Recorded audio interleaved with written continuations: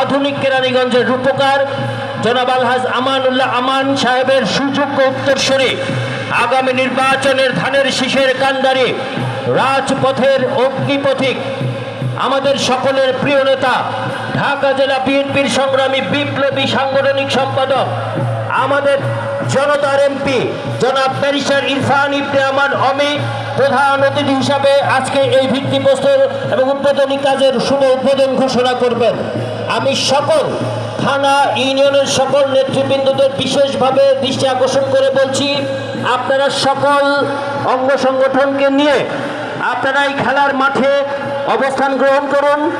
আপনারা সবাই একটি সুন্দর মাঠে দাঁড়িয়ে আছে মহিলা দল সবাই খেলার মাঠে অবস্থান গ্রহণ করুন, কেননা আর অল্প কিছুক্ষণের মধ্যেই আজকের অনুষ্ঠানের প্রধান অতিথি তরুণ প্রজন্মের মাঝে এসে উপস্থিত হবেন।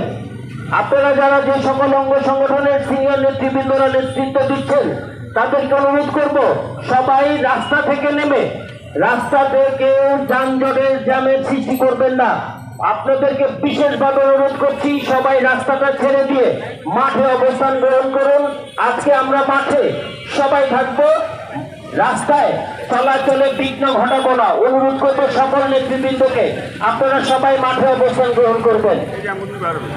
রাস্তায় গাড়ি চলাচল সঠিক রাখতে হবে, সচল রাখতে হবে। রাস্তায় যে সকল যানবাহন চলাচল করছে তাদেরকে সুযোগ করে দিতে হবে।